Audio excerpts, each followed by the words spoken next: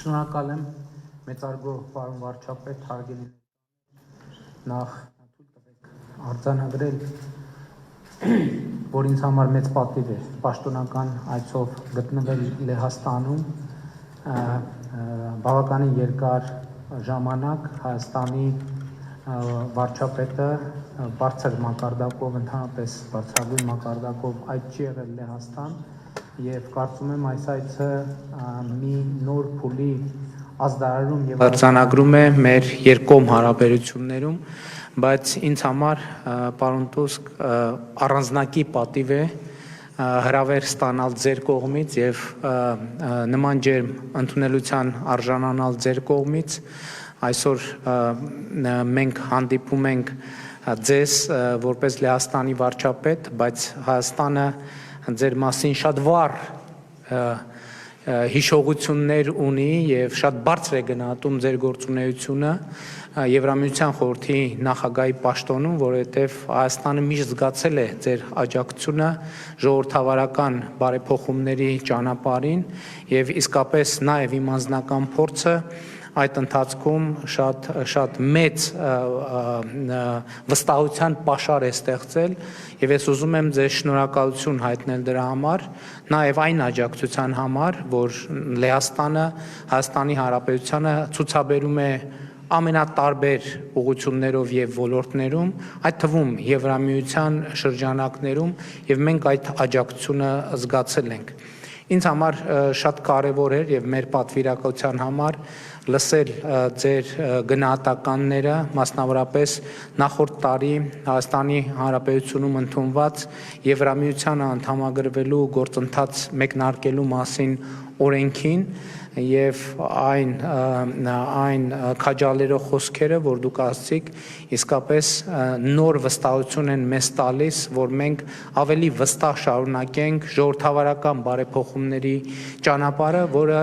որում մեր առաջնային խնդիրը Հայաստանը եվրոպական եւ Եվրամիության ստանդարտներին համապատասխան երկիր դարձնելն է։ Ես չեմ թաքցնի եւ դուք դա գիտեք, իհարկե ոչ լսելով, որ ժողովրդավարական բարեփոխումները շատ բարդ գործընթաց են։ Իրենք իրենց հետ բերում են մարտահրավերներ, իրենք իրենց հետ բերում են կասկածներ, իրենք իրենց հետ բերում են մեղադրանքներ եւ մանավանդ այսօրվա աշխարհում երբեմն ընդունված է կամ նույնիսկ փորձ է արվում ստեղծել տպավորություն, թե ժողովրդավարական երկիր նշանակում է լինել թույլ երկիր, ժողովրդավարական երկիր նշանակում է ի վիճակի չլինել ապահովել եւ պաշտպանել սեփական անվտանգությունը եւ ես կարծում եմ, որ Լեհաստանը այդ առումով շատ վառ օրինակ է, թե ինչպես կարող է ժողովրդավարությունը զուգակցվել ուժեղ անվտանգային համակարգի, ուժեղ տնտեսության հետ եւ իհարկե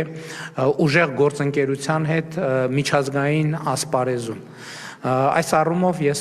ուրախությամբ եմ արձանագրում, որ մեր ավանդական պատմական կապերին ավելանալու է գալիս մեր ժողովրդավարական բարեփոխումների օրակարգը եւ պիտի արձանագրեմ, որ մենք շատ բարձր ենք գնահատում Լեհաստանի աջակցությունը Հայաստանի ժողովրդավարական բարեփոխումներին եւ իհարկե խաղաղության այն գործընթացին, որը մեր տարածաշրջանում տեղի է ունենում։ Գիտեք, երբ մենք դեռ նոր էինք հայտարարում խաղաղության ռազմավարություն որդեգրելու ճանապարհը եւ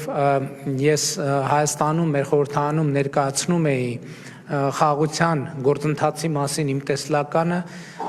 ընդդիմության падգամավորներից մեկը արձագանքեց հետեւյալ կերպ ասելով Հարավային Կովկասի մասին խոսում եք այնպես, կարծեք Եվրոպայի մասին եք խոսում եւ իմ արձագանքը հետեւյալն էր, ես ասացի, իսկ մենք համոզված ենք արդյոք, որ լավ գիտենք Եվրոպայի պատմությունը եւ Եվրոպան այդ առումով մեզ համար օրինակ է եւ ճիշտն ասած, եթե շատ անկեղծ լինեմ, նաեւ խաղաղության գործընթացում հենց Եվրոպայի շատ բարդ, շատ դաժան պատմության օրինակն է, որ մեզ ի վերջո բերել են համոզման, որ ինչպես դուք նշեցիք, խաղաղությունը իսկապես ամենակարևորն է, որովհետեւ միշտ էլ կան փաստարկներ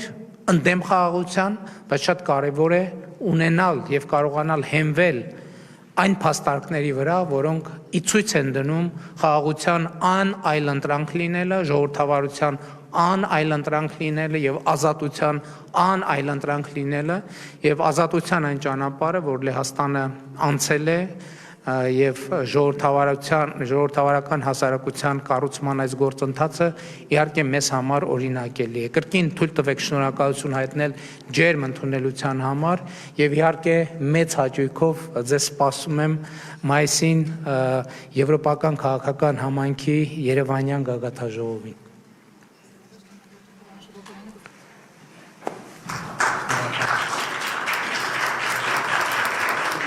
Bardzo dziękuję panom premierom i panom ministrom. Dziękuję również państwu.